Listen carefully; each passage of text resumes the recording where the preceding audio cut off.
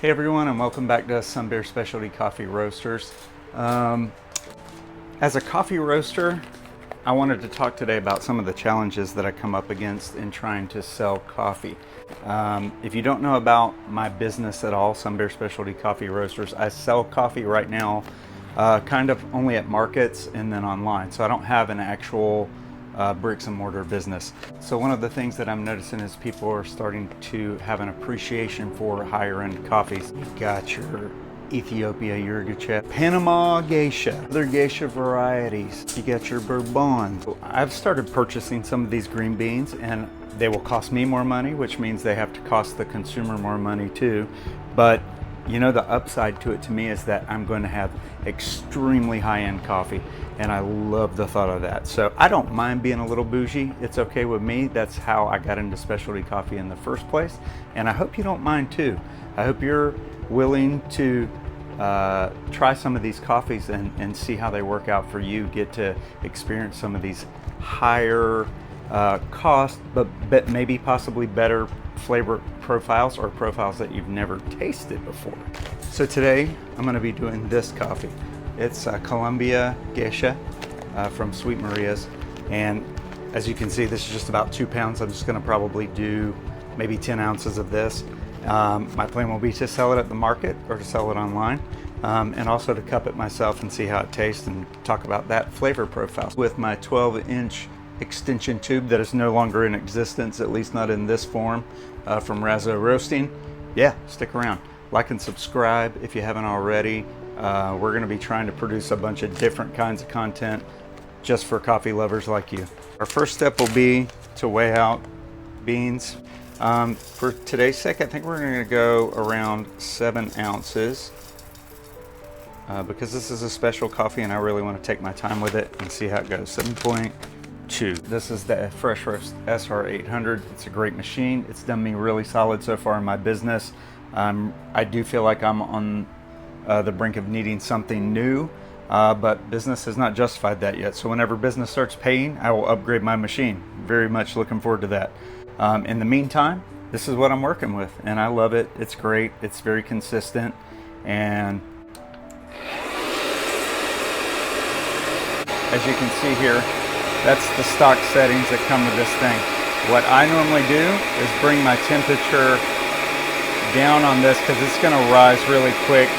One, because I'm in Florida, and two, because it's just a glass chamber. It gets really hot really quick.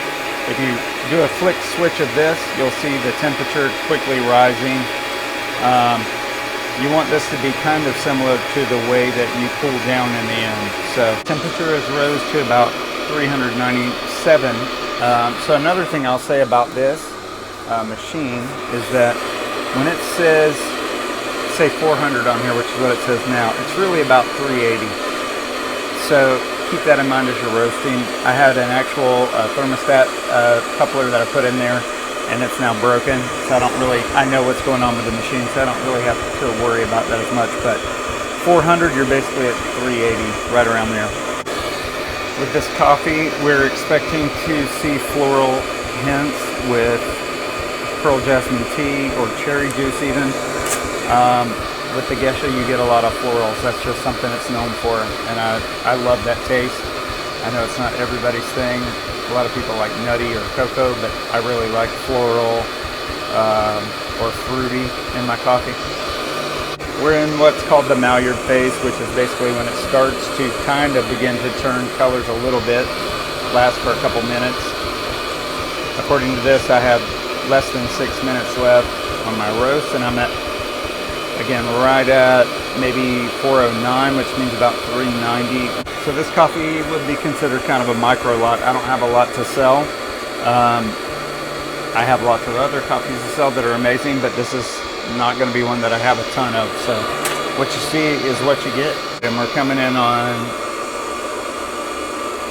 430 around here on the temperature, which means about 410, 415, somewhere in there. And I have 4 minutes left, so I can do a couple things. It's not really going up too high right now, so I can either increase my temperature and leave the fan at the same place, which is probably what I'm going to do. So I bring my temperature up to 2, and you'll start to see the temperature rise a little bit on here.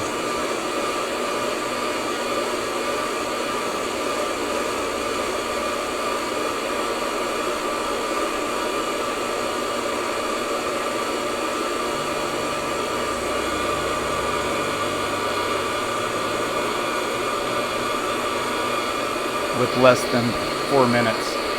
Yeah, so 3 minutes left. I'm still got my fan temp at 6, my temperature at 2, and I'm producing about 420, so I'm gonna go ahead and drop this even more down to 5. And I can tell you this is where it starts to change, where anywhere around here, you could be starting to hear outliers of the first crack in the coffee. Thus far, I've not heard that. I will be going for a light roast coffee on this, but again, according to my machine, sometimes it could be closer to medium to get first crack completed, or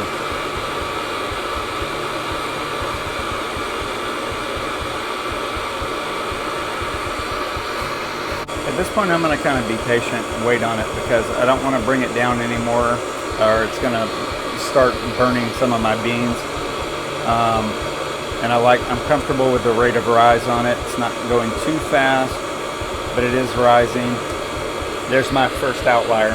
So, and we're kind of running right along target, because I'm at 1.5 minutes left, and I'm hearing first crack happen now. The coffee is looking light still. Man. Again, this is one of the things I really like about roasting better coffees, is that you get kind of better results. Well, in the first crack with less than half a minute left, I'm going to let it finish up, finish all that, make sure that I'm getting the kind of completion out of the bean that I need, where it doesn't tear up my grinder or anything like that with the density in the bean. But yeah, this is looking good. You can always tell when first crack is pretty close to done, because it's starting to fill up my chamber. And now we're on cool down. And cool down is going to be kind of a simulation of what happened in the beginning. I am going to turn this air down just a little bit, because it's starting to get high up in there. Bring you closer to see sort of the color that we have at this point. Not too dark at all. Really nice. Some people might like to go darker, you know. I'm not one of those. On the requirements, it says city to city plus. I'm definitely in the city range, I think, on this one. I'll show you my contraption that I've devised. So this little round Honeywell fan is great for cooling off beans after the roast is done. So I just put it on there when it's done. It works fantastic. And there we have it. The beans are done. I can go ahead and be cautious with hot beans. Take off my filter, pour my beans in there. You'll begin to see chaff flying everywhere, and the beans begin their cool down.